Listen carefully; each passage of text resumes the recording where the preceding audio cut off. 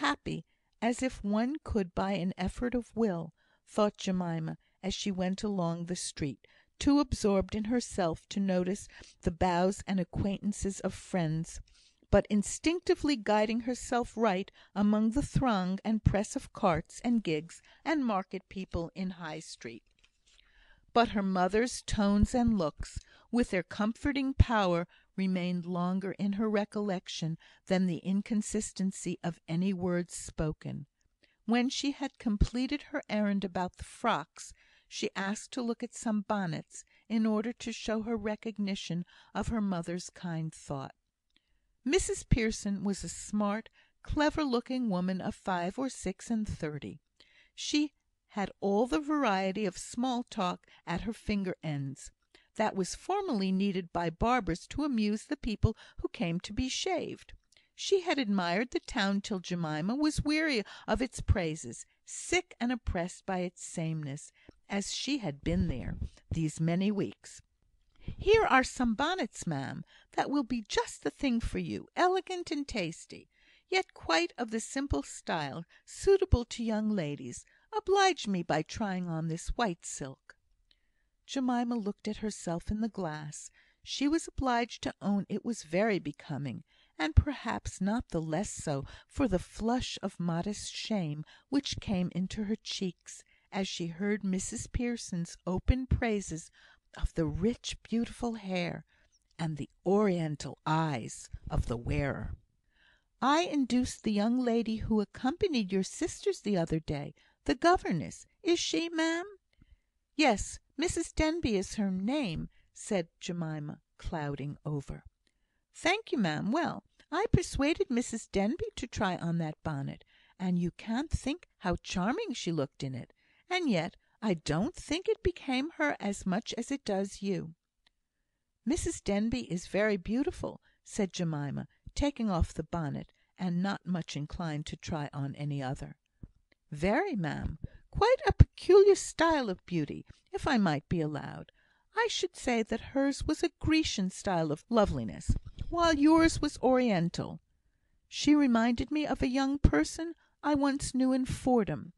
Mrs Pearson sighed an audible sigh. "In Fordham!" said Jemima, remembering that Ruth had once spoken of the place as one in which she had spent some time, while the county in which it was situated was the same in which Ruth was born.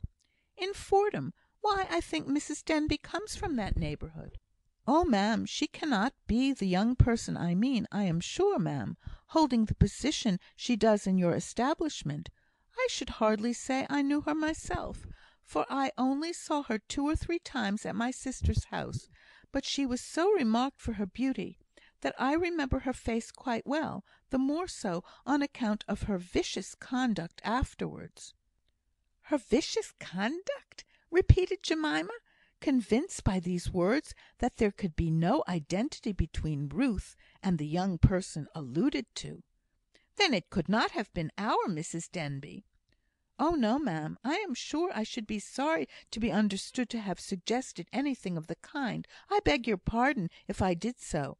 All I meant to say and perhaps that was a liberty I ought not to have taken, considering what Ruth Hilton was." "Ruth Hilton?" said Jemima, turning suddenly round, and facing Mrs Pearson. "Yes, ma'am, that was the name of the young person I allude to." "Tell me about her. What did she do?" asked Jemima, subduing her eagerness of tone and look as best she might, but trembling as on the verge of some strange discovery. "I don't know whether I ought to tell you, ma'am. It is hardly a fit story for a young lady.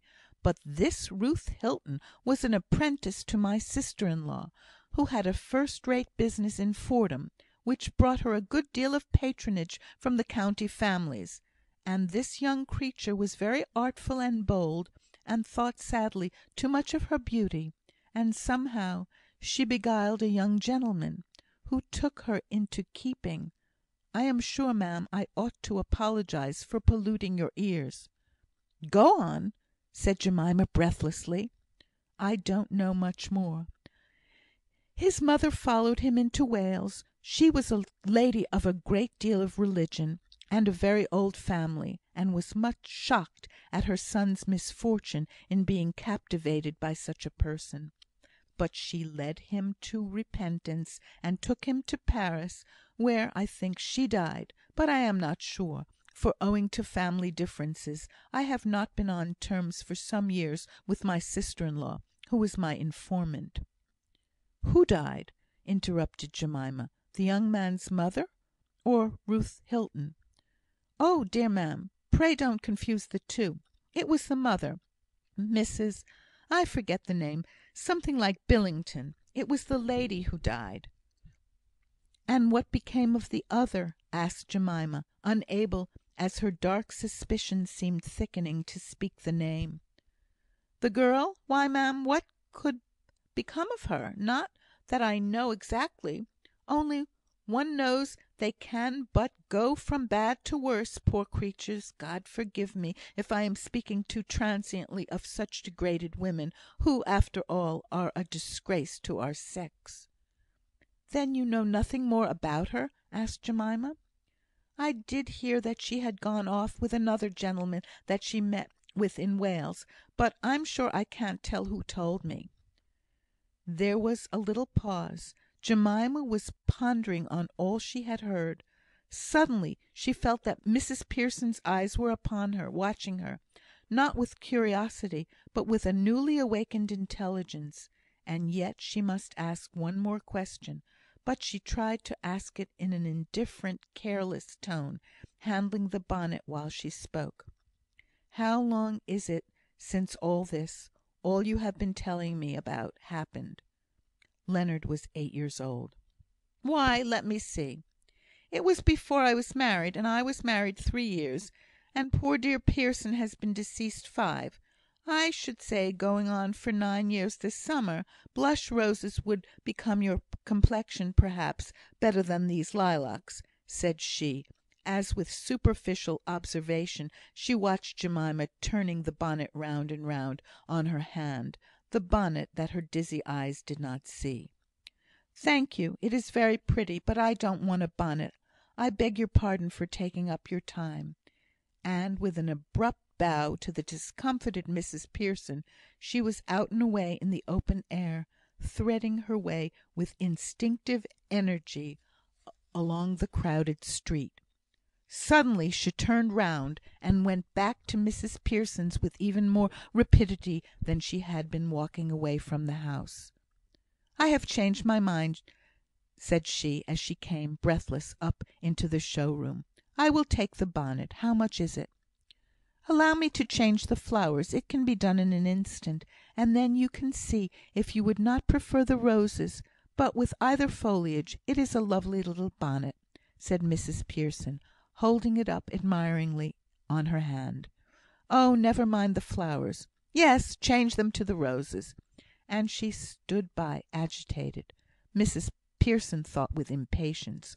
All the time the milliner was making the alteration with skilful, busy haste. "By the way," said Jemima, when she saw the last touches were being given, and that she must not delay executing the purpose which was the real cause of her return, "Papa, I am sure, would not like your connecting Mrs Denbigh's name with such a story as you have been telling me." "Oh, dear ma'am, I have too much respect for you all to think of doing such a thing. Of course I know, ma'am, that it is not to be cast up to any lady that she is like anybody disreputable. But I would rather you did not name the likeness to any one," said Jemima. "Not to any one. Don't tell any one the story you have told me this morning." "Indeed, ma'am, I should never think of such a thing. My poor husband could have borne witness that I am as close as the grave where there is anything to conceal." "Oh, dear!" said Jemima. "Mrs Pearson, there is nothing to conceal, only you must not speak about it." "I certainly shall not do it, ma'am. You may rest assured of me." This time Jemima did not go towards home, but in the direction of the outskirts of the town, on the hilly side. She had some dim recollection of hearing her sisters ask if they might not go and invite Leonard and his mother to tea, and how could she face Ruth, after the conviction